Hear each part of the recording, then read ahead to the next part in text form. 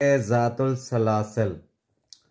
सरज़मीन Iraq पर अज़ीम जर्नैल हज़रत खालिद बिन वलीद रज़ी अल्लाह ताला अन्हो की क़यादत में जो पहली जंग लड़ी गई उसे जंग ज़ातुल सलासल के नाम से याद किया जाता है।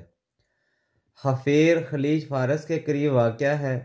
मदीना से बसरा जाते हुए पहले खफ़ीर आता है। यहाँ का हाकिम हर्मज़ था जो हुकूमत ईरान के ज़ेर असर था। हर्मज़ की टोपी हीरे जवाहरात से मरसा थी। यह टोपी माले गनीमत के वक्त हज़रत खालिद बिन वलीद रज़ी अल्लाह ताला अन्हु के हिस्से में आई। इस टोपी की कीमत का तखमीना तकरीबन 1 लाख दिरहम लगाया गया। इस जंग में माले गनीमत में एक हाथी भी था जिसे हज़रत खालिद बिन वलीद रज़ी अल्लाह ताला अन्हु ने मदीना भेजा। यह जानवर अहलियाने मदीना ने अपनी ज़िंदगी में पहली मरतबा देखा। बच्चे, बूढ़े, जवान और औरतें ये अजीब उल खलकत जानवर देखकर हैरान रह गए। हज़रत खालिद बिन वलीद रज़ी अल्लाह ताला अन्हु 10,000 मुजाहिदीन की क़यादत करते हुए इराक़ की जानब रवाना हुए। इराक़ की सरहद में पहुँचे ही थे कि हज़रत मसना बिन हारसा रज़ी अल्लाह ताला अन्हा 8,000 मुजाहिदीन के साथ इनसे आ मिले। हज़रत खालिद बिन वलीद रज़ी अल्लाह ताला अन्हो ने लश्कर इस्लाम को 3 हिस्सों में तकसीम कर दिया। एक जत्थे का सलार मसना बिन हारसा को, दूसरे का हज़रत अदी बिन आतम और तीसरे की क़यादत अपने ज़िम्मे ली। हर जत्थे पर दोनों फ़ौजों का आमना सामना हुआ। हर्मज़ ने अपनी फ़ौज की सफ़बंदी करते हुए मीमना और मीसरा यानी लश्कर के दाएं जानब और बाएं जानब शाही ख़ानदान के जवान मर्द और जफ़ाकश शहज़ादे बतौर सलार मुकर्रर किए। मैदान में जमे रहने के लिए तमाम फ़ौजी जवानों ने अपने आप को एक दूसरे के साथ जंजीरों से जकड़ लिया। सलासल अरबी ज़बान में जंजीर को कहते हैं। इसी मुनासबत से इस जंग का नाम जंग ज़ातुल सलासल मशहूर हुआ। जंग का आगाज़ हुआ तो हर्मज़ के साथी हज़रत खालिद बिन वलीद रज़ी अल्लाह ताला अन्हु की तरफ बढ़े। हालांकि तयशुदा जंगी दस्तूर के मुताबिक मुमारज़त में मुकाबला दो ही का होता है और दोनों जानब की फ़ौजें हार जीत तक इसका सब्र व तहम्मुल से मुशाहिदा करती हैं।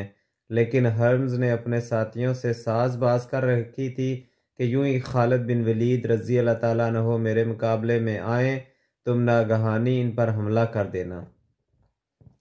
जब हर्मज़ के साथी हमले की नीयत से हज़रत खालिद बिन वलीद रज़ी अल्लाह ताला अन्हु की तरफ बढ़े तो हज़रत कतका बिन उमरू ने जोशो वलवले से सरशार होकर इन पर ऐसा वार किया कि वो संभलने न पाए।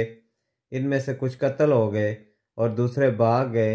हज़रत खालिद बिन वलीद रज़ी अल्लाह ताला अन्हु ने हर्मज़ पर एक ऐसी कारी ज़रब लगाई कि वह पल भर में वहीं ढेर हो गया।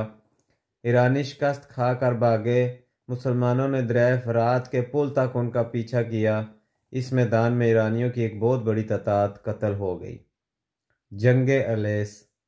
अलेस इस मरूफ इलाके का नाम है जो हैरत और उबला के वस्त में दरिया फ़रात के किनारे पर वाक़या है। यहाँ पर इराक़ में आबाद अरब कबाइल ने ईरानियों से मिलकर लश्कर इस्लाम का मुकाबला करने का प्रोग्राम तरतीब दिया। ये कबाइल यक्के बाद दीगरे शिकस्त खाने की बिना पर मुसलमानों के खिलाफ बिखरे हुए थे। हज़रत खालिद बिन वलीद रज़ी अल्लाह ताला ने मकाम अलीस पर पहुँचते ही दुश्मन पर हमला कर दिया। नामी ग्रामी शाह सवार मालिक बिन कैस को तलवार के पहले ही वार से ढेर कर दिया। यह मंजर देखकर दुश्मन पर हैबत तारी हो गई। लश्कर के लिए खाना तैयार था लेकिन उसे खाने की मोहलत न मिली और वो खौफ और रास में मुब्तला वहीं मैदान में छोड़कर भाग गए।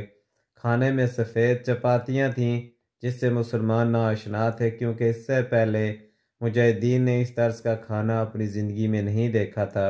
जंग लेइस में दुश्मन फ़ौज के तकरीबन 70,000 अफराद कत्ल हुए।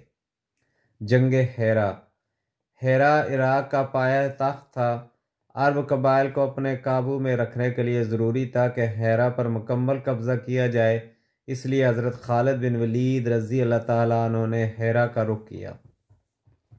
चूँकि यह दरिया फ़रात के किनारे पर वाक़या था लिहाजा यहाँ पहुँचने के लिए हज़रत खालिद बिन वलीद रज़ी अल्लाह ताला अन्हु ने कश्तियों के ज़रिए दरियाई रास्ते को इख्तियार किया।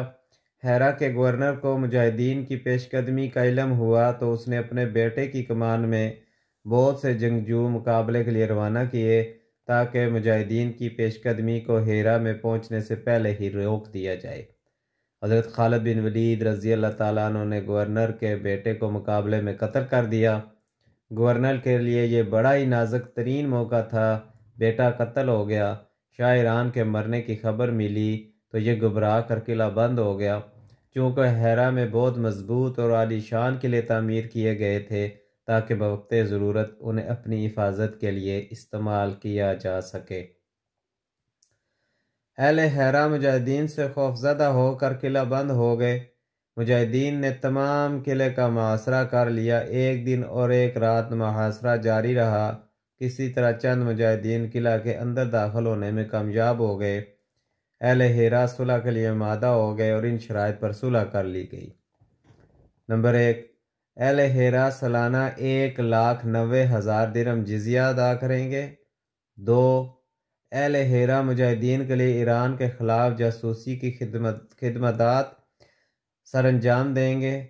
नंबर 3, मुजाहिदीन इनकी इबादत गाहों को नहीं गिराएंगे और ना ही किसी को गज़ंत पहुँचाएंगे। हज़रत खालिद बिन वलीद रज़ी अल्लाह ताला अन्हु ने मल्ले वकू को मुनासिब गर्दानते हुए तकरीबन 1 साल हीरा में क़याम किया और कुर्ब जवार के वसी इलाके पर नज़्म व नस्क कायम करने के लिए हज़रत खालिद बिन वलीद रज़ी अल्लाह ताला अन्हु ने अपने तजर्बाकार और नामवर बहादुरों में से ज़रार बिन आरजू, कतकता बिन उमरू और मसना बिन हारसा की क़यादत में एक एक फ़ौजी दस्ता देकर 400 फैलाया और इस तरह पूरे इलाके पर इस्लामी हुकूमत का झंडा लहराने लगा।